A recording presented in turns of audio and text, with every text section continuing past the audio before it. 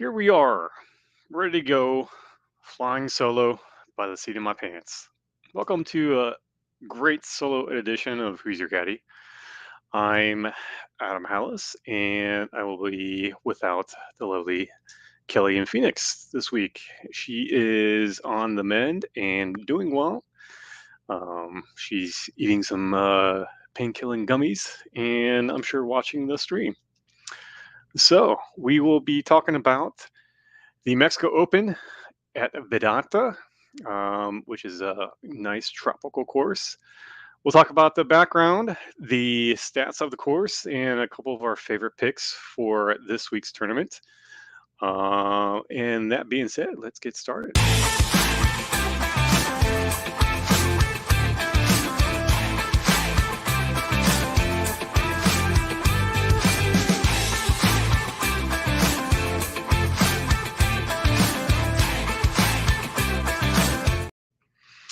All right, so we're at the Mexico Open.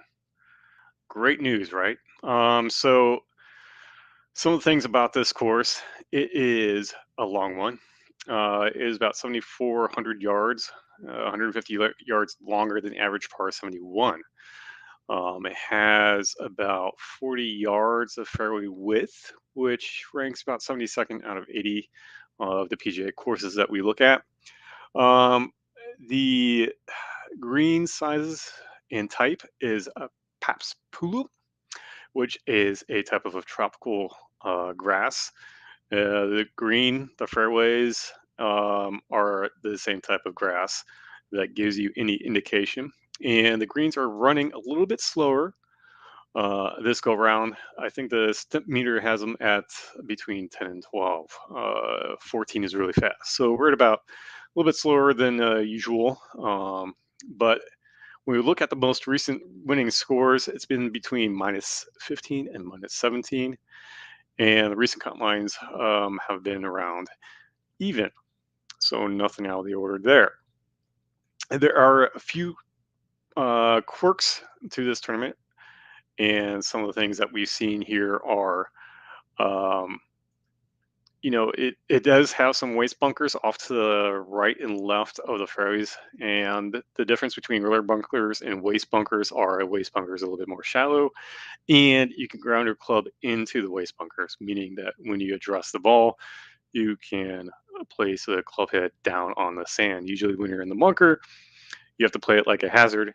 And so you can't ground your club. And so that means most people, when you watch them out of the bunker, they have to hover their club head behind the ball and not touch the ground.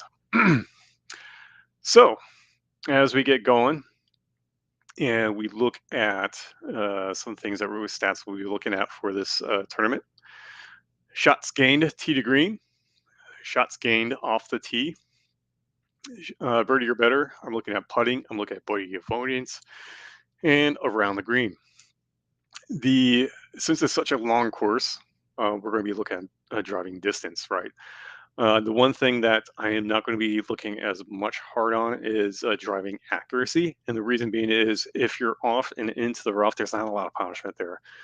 Well, when you typically look at resort style courses, they're fairly easy, it tends to be a birdie fest or whatever.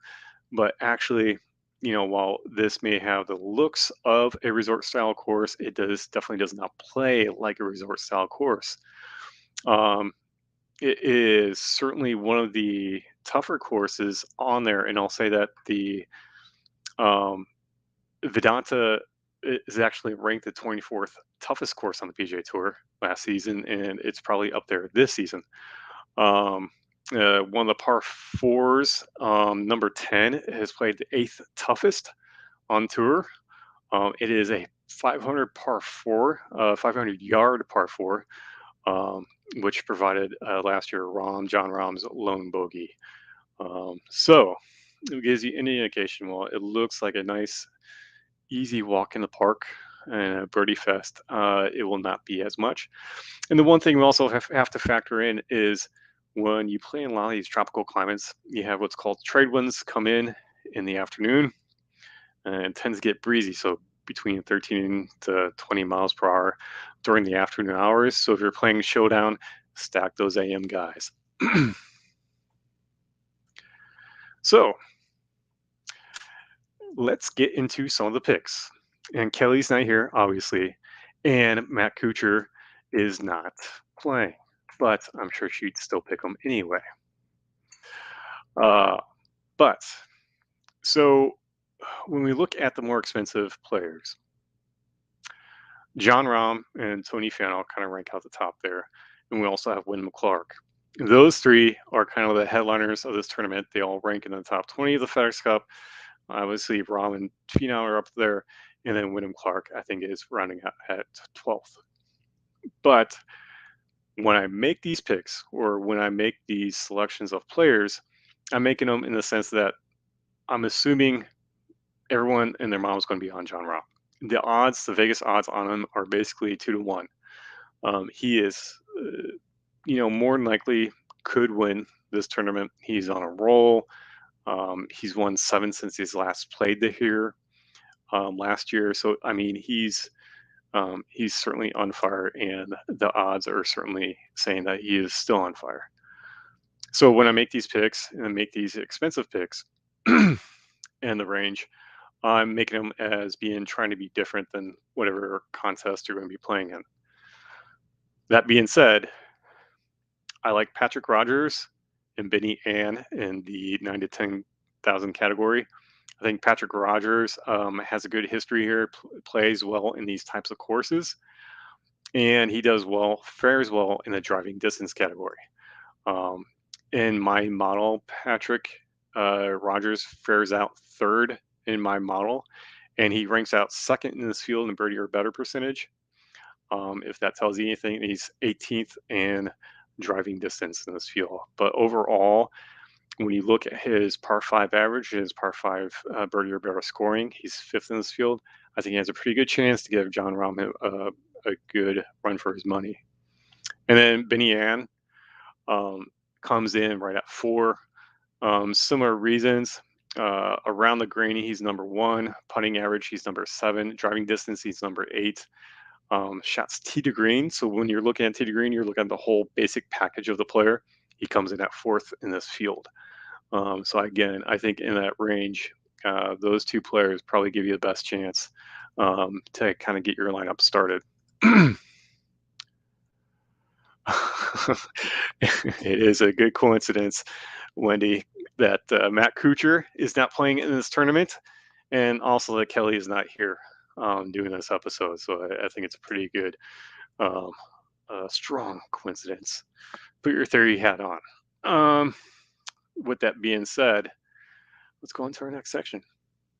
So 8 to 9,000 in this section, I have Stefan Jaeger and Alex Smalley. So let's take a look at Stefan Jaeger. Stefan ranks 6th in my model, and he's looking pretty good overall. It's probably a good trend in his recent form.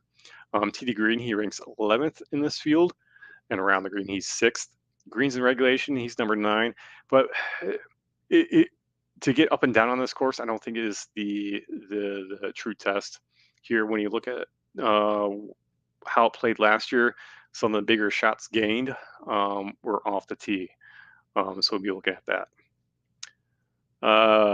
And so when you look at Stefan Jaeger, he's also bogey avoidance. He's 11th in the field. His better percentage is 33, but I'm hoping the other factors come into play a little bit better. So I like Stefan Jaeger. And then we're looking at Alex Smalley, who ranks at number 10. He's 12th in his field, tee to green. So again, looking at the whole package of what drives the player overall. And then you look at off the tee, he's 20th. So not faring too bad there. And then when you look at bogey avoidance, he's 10th in the field. The only thing that might get me or might get us when we picked Alex Smalley is his birdie or better percentage ranks pretty far down there in the rest of the field, but his par 5 birdie or better percentage is 16th. So hopefully in those longer holes, he kind of makes up for it. All right, moving on down to the bargain bin. Bargain bin, we have Robbie Shelton and Dylan Wu. Again, these guys are kind of up there in my model. Again, I'm looking at driving distance, putting average. I'm looking at birdie or better percentage, bogey avoidance, tee to green, off the tee, are some of the things I'm looking for.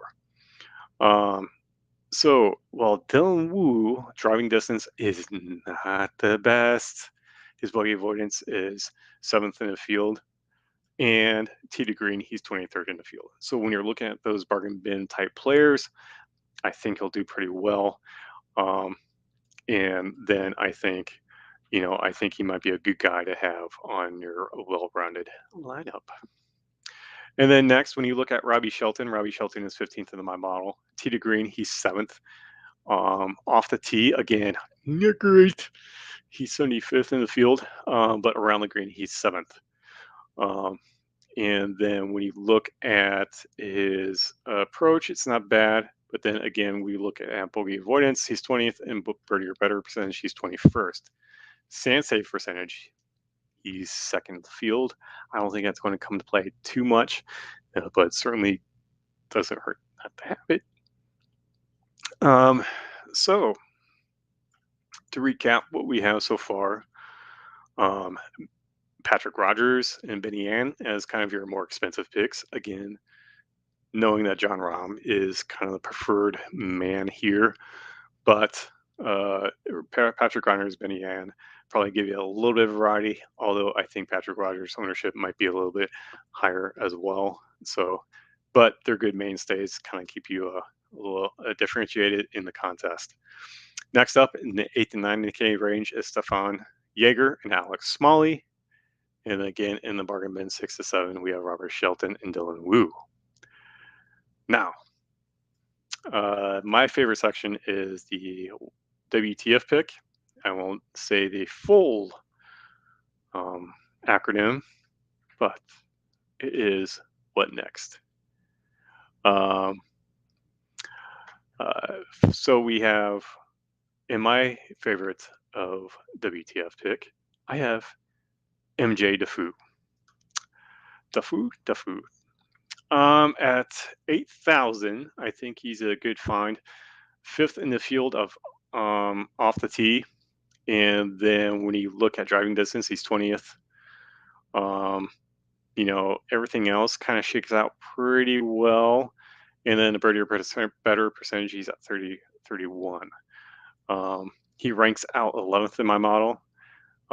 Nothing else between them shakes out well. I mean, his putting is not bad, but his off the tee is up there. So he is 5th in the field. I think he gives you a good WTF chance to do well in some of your tournaments.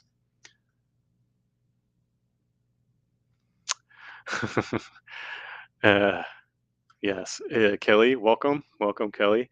WFT picks. So I don't know what that is, but yes, it is welcome for thanks picks. I don't know. No idea. We'll go with it. Let's see. Well, that's fine. And yes, Defoe has been a favorite of hers lately as well. So with her insight, you can see that it is a good WTF pick or WFT pick, depending on how many gummies you've had. It is one of those picks. So if you have any questions, always reach out to me. Again, I'm at Mr. Hallas. You can also tweet some goodwills to Kelly at Kelly in Phoenix on the Twitterverse. If you have any questions about our picks or anything like that, please let us know. Be happy to have a conversation. And Wendy, always love the convos in the Twitterverse and the comments. Appreciate it. Talk to you guys later. Get some money.